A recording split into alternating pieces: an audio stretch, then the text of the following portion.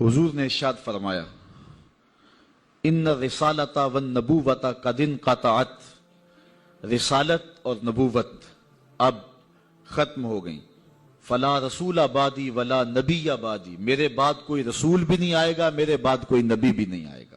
بہت سارے لوگ مختلف زمانوں کے اندر نبوت کے دعوے کرتے رہے اور اپنے انجام بد کو پہنچتے رہے، اور سب سے بڑا فتنہ جو پیدا ہوا وہ قادیان کا دجال مرزا قادیانی. پہلے تو اس نے یہ کہا کہ حضور علیہ السلام کے بعد نبوت کا اجرا ممکن نہیں ہے، اور اپنی یہ کتاب حمامۃ البشریٰ کے اندر اس نے کہا رب رحیم شان والے نے ہمارے نبی کا نام خاتم الانبیاء بغیر کسی استثناء کے رکھا ہے، اور ہمارے نبی نے لا نبی بعدی کے بیان سے اس کی تشریح کر دی ہے، جو طالب علموں کے لیے بالکل واضح ہے. یہ اس نے اپنی کتاب حمامۃ البشریٰ کے اندر لکھا. اس وقت تک اس کا پروگرام نہیں تھا کہ میں نے نبوت کا دعویٰ کرنا ہے. بعد میں آپ کی سیالکوٹ کی کچہری میں ہی وہ ملازم تھا، اور میں اگر تاریخ کے ابواب کھولوں تو بات لمبی ہو جائے گی. کچھ لوگوں کا انٹرویو ہوا، وہ کامیاب ٹھہرا، اور پھر اس نے پہلے راستہ ہموار کرنا شروع کیا، اور پھر ایک دن اس نے کہہ دیا کہ بعثنی اللہ علی راس المئۃ لأجدد الدین، اللہ نے مجھے صدی کے سر پہ مبعوث کیا ہے کہ میں دین کی تجدید کروں. مجدد بن بیٹھا. پھر کچھ وقت گزرا، اس نے کہا وَأَنَا الْمَسِيحُ الْمَوْعُودُ وَالْمَهْدِيُ الْمَوْعُودُ، میں مسیح موعود ہوں اور مہدی موعود ہوں. یہ حقیقت الوحی کے اندر اس نے لکھا، روحانی خزائن کے اندر موجود ہے. پھر ایک دن بدبخت نے کہا کہ منم مسیح زماں و منم کلیم خدا، منم محمد و احمد کے مجتبی باشد، استغفر اللہ لعنت اللہ علی الکاذبین. اس نے کہا میں ہی مسیح زماں ہوں، میں ہی کلیم خدا ہوں، اور معاذ اللہ استغفر اللہ میں ہی محمد ہوں، میں ہی احمد ہوں کہ جو مجتبی تھے. اور پھر بدبخت آگے بڑھا اور اس نے انبیاء کی توہین کی، ذات باری کی توحید کی، اور کہا بایعانی ربی، میرے رب نے میری بیعت کی ہے. معاذ اللہ استغفر اللہ. یہ روحانی خزائن کے صفحہ نمبر 227 پہ اس نے لکھا. اور پھر کہنے لگا میرے رب نے مجھے وحی کی ہے، انت منی بمنزلت اولادی، آپ میرے لیے میری اولاد کی جگہ ہیں. استغفر اللہ علی ذالک. پھر اس نے کہا ابن مریم کے ذکر کو چھوڑو، اس سے بہتر غلام احمد ہے. استغفر اللہ. پھر اس نے لفظ گھڑنے شروع کر دیے اور اللہ کی وحی اس کو قرار دینا شروع کر دیا.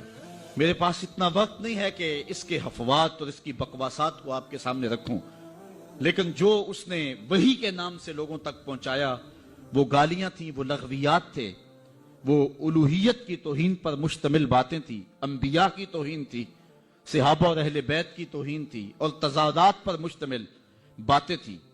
اور کیوں نہ ہو کہ یہ شخص ازلی بدبخت تھا، اور پھر اس نے یہاں تک کہا کہ جو میری بات کو نہیں مانتے اور مجھے تسلیم نہیں کرتے وہ جنگلوں کے سور اور کنجریوں کی اولاد ہیں. استغفر اللہ علی ذالک.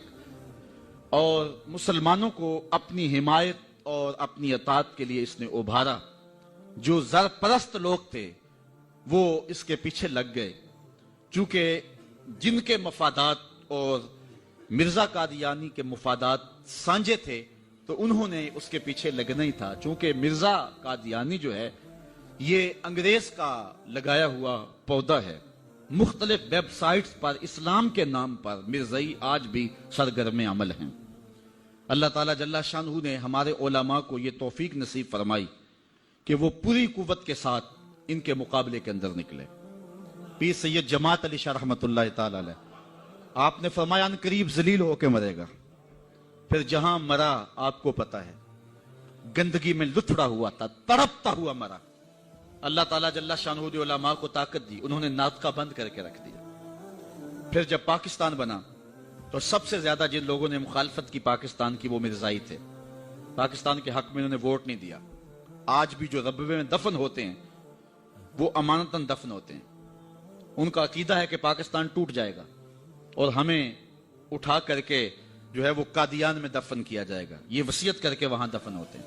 جب بھٹو کا دور آیا 74 کے اندر نشتر کالج کے کچھ طلبہ مری جا رہے تھے، ربوے سے گزرے تو مرزائی گنڈوں نے ان کو جو ہے وہ سب و شتم کیا اور غوب و زود کیا، ان کو مارا زخمی کر دیا۔ تو تحریک پھر دوسری بار جو ہے وہ مرزائیت کے خلاف اٹھ کھڑی ہوئی، جو کراچی سے خیبر تک پورے بانکپن کے ساتھ چلی۔ اللہ تعالیٰ رحمت نازل کرے علامہ نورانی کی قبر پہ۔ انہوں نے علماء کے دستخط کے ساتھ جو ہے وہ اسمبلی کے اندر درخواست جمع کروائی، مرزائیوں کو اقلیت قرار دینے کے لیے قرارداد پیش کی، اور پھر کیا ہوا، 3 مہینے کی مسلسل محنت۔ علامہ سارا دن اسمبلی کی کاروائی میں رہتے اور راتوں کو دور دراز علاقوں کا سفر کرتے اور جلسے کرتے اور ختم نبوت پر جو ہے وہ لوگوں کو ابھارتے، اور پھر مرزائیوں کو بھی بلایا گیا، صفائی کا موقع دیا گیا۔ پھر ایک وقت آ گیا کہ حکومت مجبور ہو گئی۔ مسٹر بھٹو علامہ نورانی سے کہنے لگے، نورانی صاحب یہ تو مدارس کے دارالفتاء کا مسئلہ ہے جو آپ اسمبلی میں لے آئے، یہ تو علماء کا کام ہے کہ کون کافر ہے اور کون مومن ہے، تو آپ اس کو اسمبلی کے فلور پہ لے آئے ہیں تو اس کو مدارس میں حل کرنا چاہیے تھا۔ تو حضرت علامہ نورانی نے جو جواب دیا وہ بڑا خوبصورت تھا۔ فرمانے لگے، بھٹو صاحب مجھے ایک بات بتا دیں، آپ منتخب وزیر اعظم ہیں، اگر آپ کے مقابلے میں کوئی کرسی بچھا کے بیٹھ جائے تو آپ اس کے بارے میں کیا رائے رکھتے ہیں؟ تو بھٹو کہنے لگا، یا وہ باغی ہے یا وہ پاگل ہے۔ تو کہا، بھٹو صاحب وزارت کی کرسی چھوٹی ہے، ختم نبوت کی کرسی بڑی ہے، اب جو کہتا ہے میں نبی ہوں ماننا پڑے گا، یا پاگل ہے یا باغی ہے۔ پھر وہ وقت آیا، 7 ستمبر کی شام تھی کہ اسمبلی کے فلور پر جدھر دیکھتے تھے نعرہ رسالت اور نعرہ توحید اور ختم نبوت زندہ باد کے نعرے ہی گونج رہے تھے۔ حضور علیہ الصلوۃ والسلام کی محبت عقل کا تقاضا بھی ہے، دین اور شریعت کا بھی تقاضا ہے۔ حضور کا جو فرمان نور آپ کے سامنے رکھا، اس میں حضور علیہ السلام نے ارشاد فرمایا، لا یؤمن احدکم حتی اکون احب الیہ، تم میں سے کوئی شخص اتنی دیر تک کامل مومن نہیں ہو سکتا جب تک میں اس کو محبوب نہ ہو جاؤں، من والدہ و والدہ والناس اجمعین، اس کے والد سے، ماں باپ سے، اس کی اولاد سے، یہاں تک کہ کائنات کے ہر شخص سے زیادہ جب تک میں محبوب نہ ہو جاؤں ایمان کی تکمیل نہیں ہو سکتی۔ حضرت سیدنا عمر رضی اللہ تعالیٰ عنہ نے بارگاہ رسالت مآب صلی اللہ علیہ وسلم میں عرض کی، لَأَنْتَ یا رسول اللہ صلی اللہ علیہ وسلم احب الی من کل شیء الا نفسی، حضور آپ مجھے کائنات کی ہر شے سے زیادہ محبوب ہیں، لیکن میں جو اپنی کیفیت پا رہا ہوں وہ آپ کے سامنے رکھ رہا ہوں، مجھے اپنی جان سے زیادہ آپ محبوب نہیں ہیں۔ تو حضور نے ارشاد فرمایا، لا والذی نفس بیدہ حتی اکون احب الیک من نفسک، عمر مجھے قسم ہے اس ذات کی جس کے قبضے میں میری جان ہے، اتنی دیر تک تمہارا ایمان مکمل نہیں ہوگا جب تک سب سے زیادہ میں محبوب نہ ہو جاؤں۔ حضرت عمر رضی اللہ تعالیٰ عنہ نے عرض کی، الآن احب الی من نفسی، حضور اب جو ہے وہ آپ مجھے اپنی جان سے بھی زیادہ آپ محبوب دکھائی دے رہے ہیں۔ حضور نے فرمایا، الآن یا عمر، عمر اب تمہارا ایمان مکمل ہو گیا ہے۔ تو جب تک کائنات میں سب سے زیادہ حضور محبوب نہیں ہو جاتے تو ایمان کی تکمیل نہیں ہوتی۔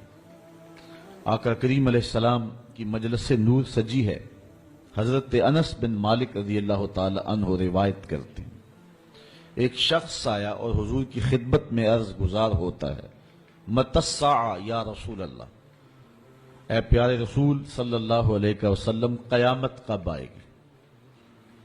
اگر ایک طالب علم پوچھ رہا ہو کہ استاد جی امتحان کب ہوں گے، تو اس کا مطلب صاف صاف یہ ہے کہ اس نے بھرپور تیاری کر رکھی ہے اور بے چینی سے اسے امتحانات کا انتظار ہے۔ تو اس نے کہا، متی الساعہ، قیامت کب آئے گی؟ تو حضور نے اس کو جو جواب دیا، فرمایا، ما عادت لہا، قیامت کا پوچھ رہے ہو، اس کے لیے تیاری کیا کر رکھی ہے؟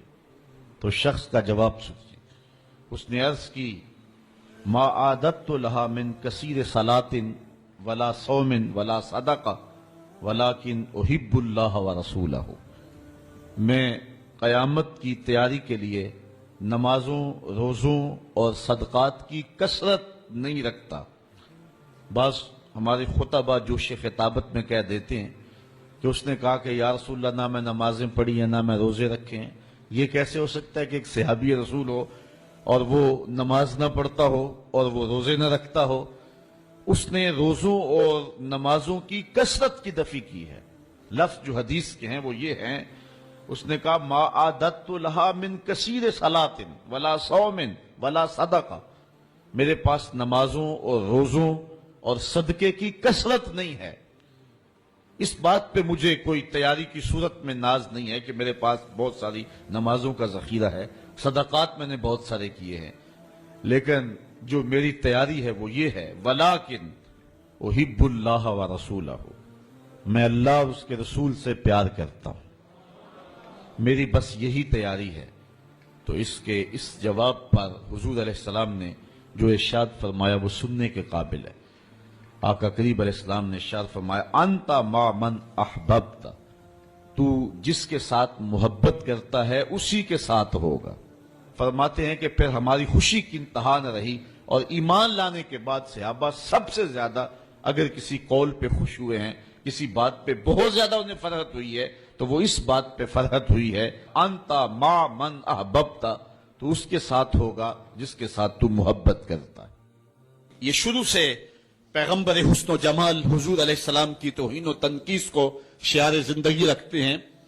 تو ایک زمانے میں انہوں نے سازش کی اور آقا کریم کے روضہ اطہر سے حضور کے جسد اطہر کو چرانے کی سازش کی، اور جس کی حفاظت میرا رب کرے کون اس محبوب کا بال بیکا کر سکتا ہے۔ یہ جو کچھ ہو رہا ہے یہ ہمارا امتحان ہے، ورنہ جس کے سر پہ وارا فانا لاکا ذکر کا تاج میرے رب نے رکھا ہے، بھلا اس کی شان کو کوئی گھٹا سکتا ہے؟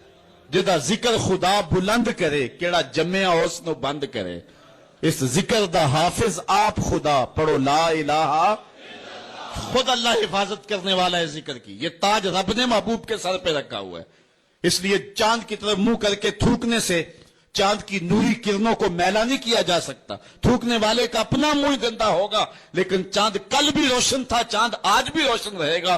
مدینے والے چاند کی عظمتوں کو کوئی گہنا سکتا ہی نہیں ہے، کیونکہ جس کے سر پہ وارا فانا لکا ذکر کی چادر میرے رب نے تان دی ہے، اس کی عظمتوں کو کوئی گھٹا سکتا ہی نہیں ہے۔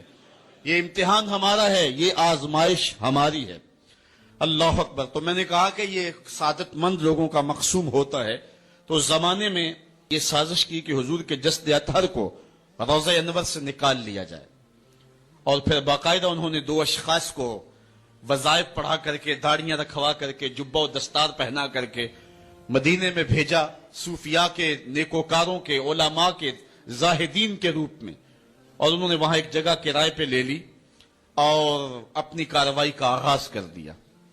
وہ اپنے کمرے کے اندر سرنگ کھودتے اور روزانہ مٹی نکالتے، اور رات کے اندھیرے میں بقی کے قبرستان میں قبروں کے اوپر مٹی ڈال کے آ جاتے، اور سارا دن تسبیح لیے اللہ اللہ کرتے رہتے۔ لوگ کہتے کہ یہ تو بڑے صالح لوگ ہیں، اور پھر لوگوں کو خیرات بھی کرتے، لیکن کارروائیاں اور انداز یہ تھا، لباس خضر میں راہزنی کر رہے تھے، اور یہ ڈاکو اور یہ راہزن لٹیرے ایک بہت خطرناک مہم پہ آئے ہوئے تھے۔ جب وہ بالکل قریب پہنچ گئے، اور ایک روایت میں آتا ہے کہ حضرت عمر کے پاؤں کا انگوٹھا بھی ننگا ہو گیا، حضور علیہ السلام سلطان نور الدین زنگی کو خواب میں ملے، اور ان کی شکلیں دکھائی کہ یہ دو موذی مجھ کو تکلیف دے رہے ہیں۔ تو سلطان فوراً اٹھا اور کہا مدینے میں کوئی غیر معمولی واقعہ ظہور پذیر ہوا ہے، اور اس نے جلدی سے کچھ سواروں کو اپنے ساتھ لیا اور کچھ خزانہ ساتھ لیا، اور فوجوں کو حکم دیا کہ وہ تیار ہو کر کے جلدی میرے پیچھے آئیں۔ مدینے میں پہنچ کر کے اس نے دعوت عام کر دی اور لوگوں کہا کہ آؤ میرے دسترخوان نعمت سے کھاؤ، اور لوگوں کو خیرات کرنے لگا۔ سارا مدینہ اس کے پاس آیا، لیکن جو شکلیں اس نے دیکھی تھی اس کو وہ نظر نہ آئیں۔ وہ بار بار پوچھتا تھا کوئی رہ تو نہیں گیا؟ لوگوں نے کہا کہ نہیں، سارے جو ہیں وہ آپ سے خیرات لے گئے ہیں۔ ہاں، دو شخص ایسے ہیں کہ جو بہت بڑے سخی ہیں، ان کو تو ضرورت ہی نہیں آپ کی دہلیز پہ آنے کی۔ بادشاہ نے کہا مجھے دکھاؤ وہ کون ہے۔ बादशाह को शक गुजरा ये वही थे। जब सामने आए तो बादशाह ने फौरन पहचान लिया। कहा कि मैं तुम्हारे डेरे पे जहां तुम रहते हो वहां जाना चाहता हूं। बादशाह तफ्तीश करना चाहता था। जब देखा तो तस्बीहें लटकी हैं, मुसल्ले बिछे हुए हैं, कालीन बिछे हुए हैं। तो बादशाह मुसल्ला उठाया, कालीन उठाया तो नीचे फट्टा था। जब फट्टा उठाया तो नीचे सुरंग थी।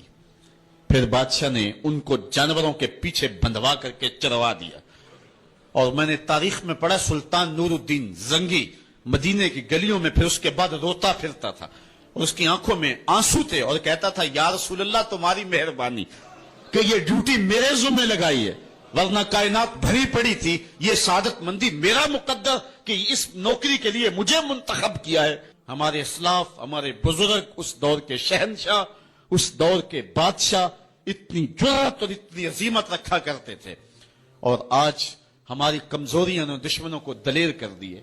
कभी ऐसा भी अंधेर आया था कि सरेआम यूं तो हीन और तनकीस होती हो पैगंबर हुस्न और पैगंबर जमाल की, और फिर 1 अरब 40 करोड़ इंसान दुनिया के ऊपर बसते हो।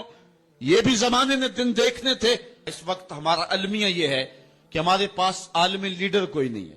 आवाम के जज्बे यकीनन देखने के।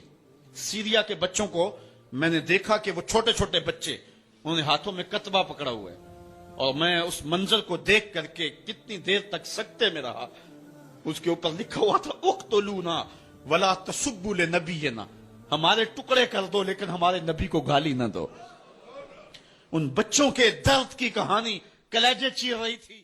करबला के मैदान में हजरत इमाम हुसैन के पास एक शकी आया और बड़ी दीदा दहानी से कहने लगा कि देखो फरात की नहर, उसकी लहरें और उसकी मौजें अपनी पूरी रवानी के साथ बह रही हैं और तुम्हें एक घूंट भी नहीं मिलेगा। तो हजरत इमाम हुसैन रज़ी अल्लाह ताला अन्हु जो प्यास काट रहे थे, आपका खानदान प्यास से बैठा था और अल्लाह पर साबिर थे, आप गुस्से और जलाल में आए और ऐसे हाथ उठाए और कहा, मालिक आले मोहम्मद को ताने दे रहा है, हौज़े कौसर के वारसों पे बात कर रहा है। अल्लाहुम्मा अमित हो अतशानन, ए अल्लाह इसको प्यासा मार। बस ये लफ्ज जुबान से निकलने थे कि उसका घोड़ा बिदका और रकाब में उसका पांव फंसा और वो चीखता रोता रहा और पानी पानी पुकारता रहा और इस हालत के अंदर मर गया। अगर उनके हाथ उठ जाते तो वहां उस इम्तिहान गाह में कोई रास्ता निकल सकता था, लेकिन हजरत इमाम हुसैन रज़ी अल्लाह ताला अन्हु ने कोई रास्ता नहीं लिया, कोई कंप्रोमाइज नहीं किया। आपने फरमाया कि एक ही बात है कि मैं यजीद के हाथों में हाथ नहीं दूंगा। यजीद का इसरार यह था कि तुम मेरी बैत कर लो, मैं तुम्हें सब कुछ दूंगा। बहुत सारे लोग हमने देखे हैं कि जब वो बातिल के खिलाफ खड़ा होने की बात करते हैं तो उनकी गुफ्तगू में बड़ा तन तना होता है, हम ये कर देंगे, हम वो कर देंगे, लेकिन जब हुकूमत वक्त उनका मीटर काट दे तो फिर वो यू टर्न ले लेते हैं। वो इतनी तकलीफ भी गवारा नहीं करते जो चमक चमक के बात कर रहे होते हैं। मैं सलाम न कर लूं, बेटों की गर्दनें काट दी गई, हुसैन ने फिर भी यू टर्न नहीं लिया है, हुसैन ने फिर भी रास्ता तब्दील नहीं किया है। इस्तिकामत का कोहे गिरा बने रहे और इस इम्तिहान गाह में हजरत इमाम हुसैन रज़ी अल्लाह ताला अन्हु ने जिस पामर्दी के साथ, जिस जुर्रत के साथ क़याम किया, वो तारीख का एक अनोखा बाब है। मैं एक बात कहा करता हूं कि लोग सर बचाने के लिए हाथ दे देते हैं, लेकिन इमाम हुसैन ने हाथ बचाने के लिए सर दे दिया और यजीद के हाथ में हाथ नहीं दिया।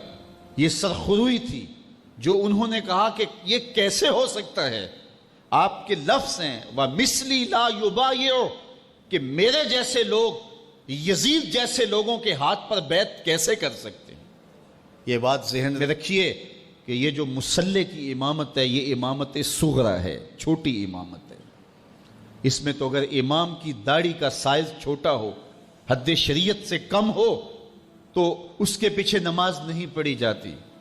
अगर वो अच्छी तरह से पाँव नहीं लगाता है तो उसके पीछे नमाज नहीं पढ़ी जाती। अगर वो फास के मोलन है तो उसके पीछे नमाज नहीं पढ़ी जाती। اور جو مسلح کبرا امامت کبرا کا امام ہے تو وہ جیسا بھی ہو اس کے ہاتھ پہ بیعت کر لیں گے؟ یہ آج کے دور کا مفاد پرست تو کر سکتا ہے جو قیمے والے نان پہ ووٹ دے دیتا ہے، جس کی رگوں میں محمد عربی کا خون ہے، بھلا اس سے یہ کیسے گوارا ہو سکتا ہے؟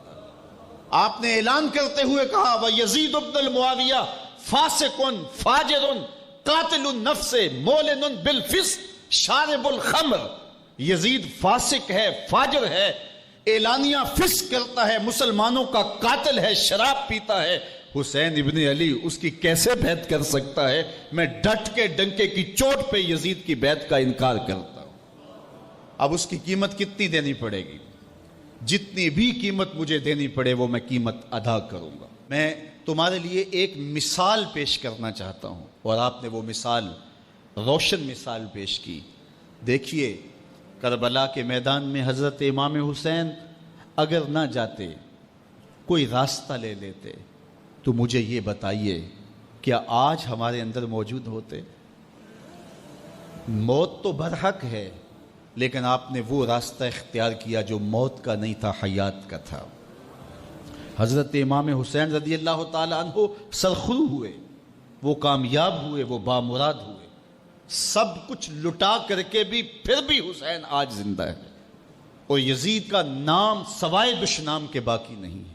حضور کا جب وصال ہوتا ہے تو حضرت زید بن عبداللہ اپنے باغ کو پانی دے رہے ہیں، تو کسی نے جا کے ان کو کہا کہ حضور کا انتقال ہو گیا ہے، تو انہوں نے یوں ہاتھ اٹھا کے کہا اللہم اذہب بصری حتی لا ارا بعد حبیبی محمد احدا، اے اللہ میری آنکھوں کی بینائی اچک لے، مجھے نہیں چاہیے یہ آنکھیں، حضور کے بغیر میں اب کسی اور کو نہیں دیکھنا چاہتا۔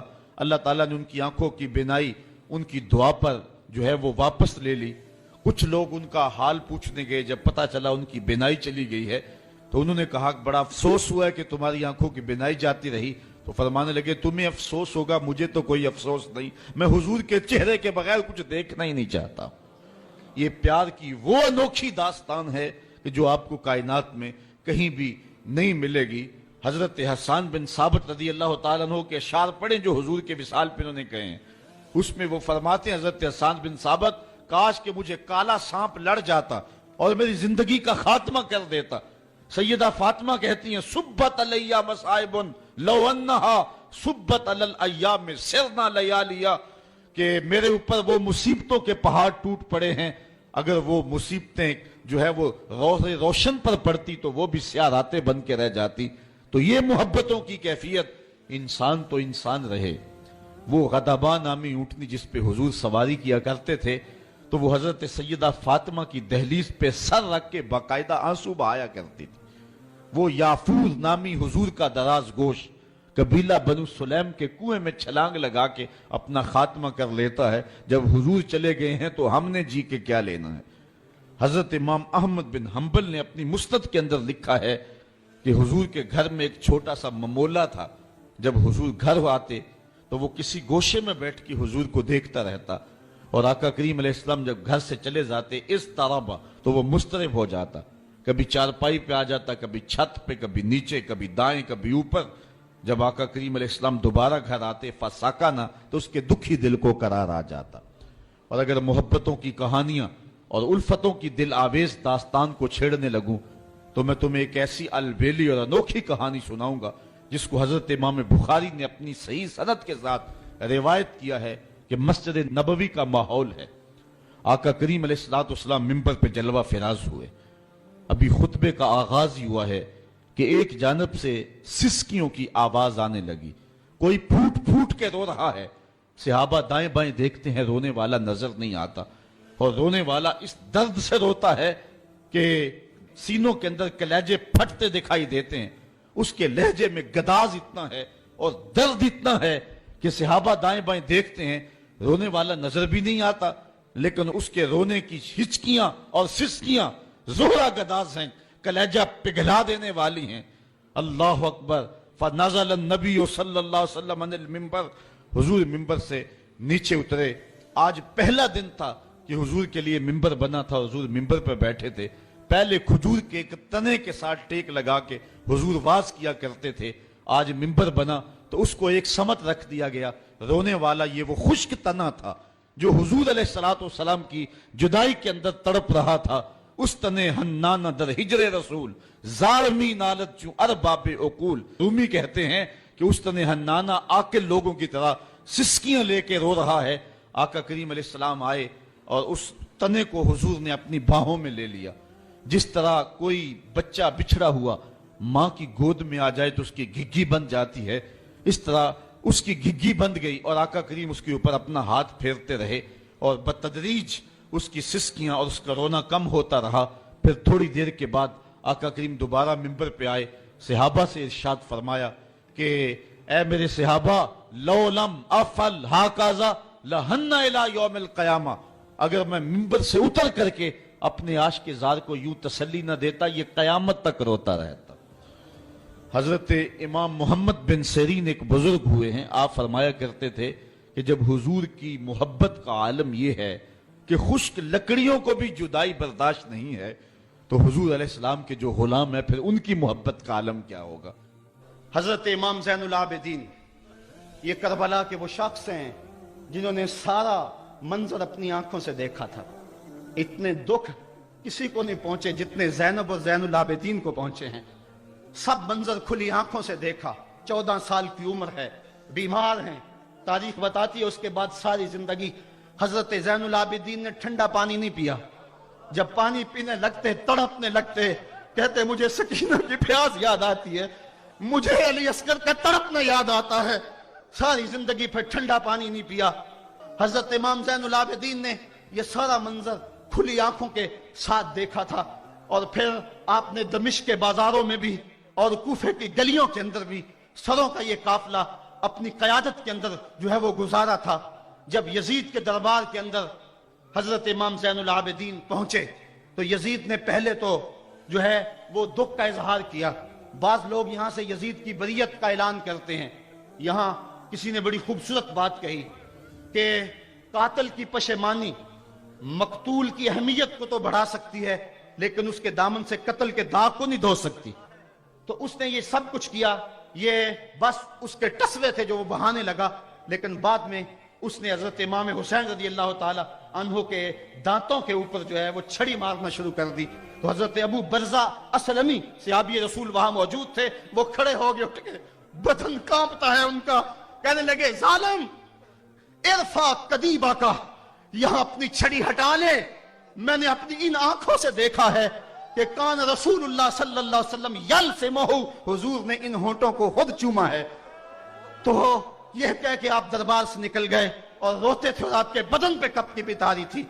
بعد میں یزید نے کہا حضرت غلطی ہو گئی اور یہ میں نہیں چاہتا تھا، بتائیں آپ کی کوئی شرط ہو. تو آپ نے فرمایا میری 4 باتیں مان لو.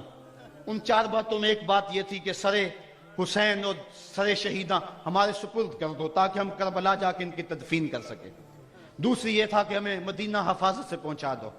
تیسری شرط یہ تھی کہ مجھے جو ہے وہ جمعے کا خطبہ دینے کی اجازت دو آج دمشق جامع مسجد کے اندر. چوتھی بات آپ نے یہ فرمائی کہ قاتلان حسین جو ہے وہ میرے سپرد کرو.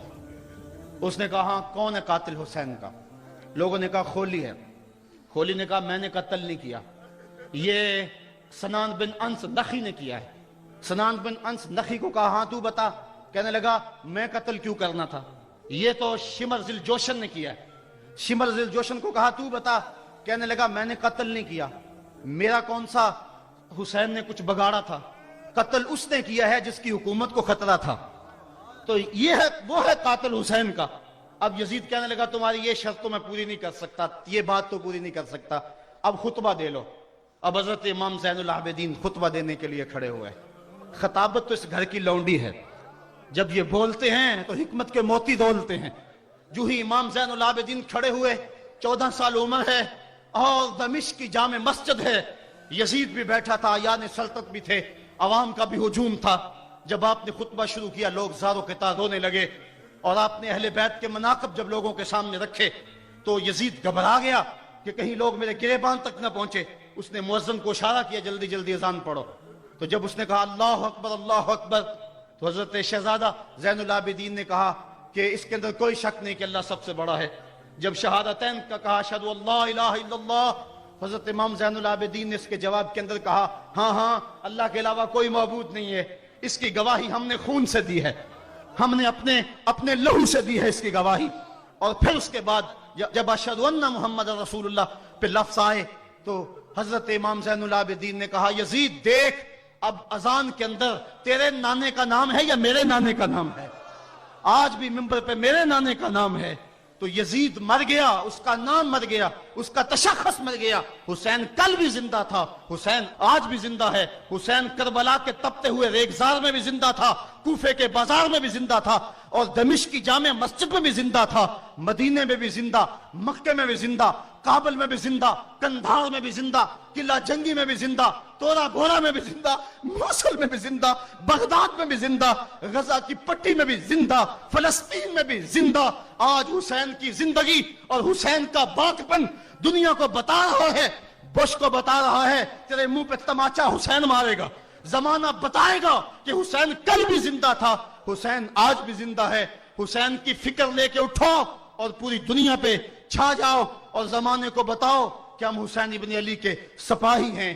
صرف محرم کے دن آنسو بہا لینے سے کچھ نہیں ہوگا۔ کیا صرف محرم حسین کا مہینہ ہے؟ نہیں، پورا سال حسین کا ہے، پوری زندگی حسین کی ہے، پورے زمانے حسین کے ہیں۔ یہ صرف عاشور کا دن یا عاشور کی شب ہی حسین کی نہیں، سارے زمانے حسین کے ہیں۔ کل بھی حسین کا تھا، آج بھی حسین کا ہے، کل بھی حسین کا ہوگا۔ آؤ اٹھیں، قرآن کو لے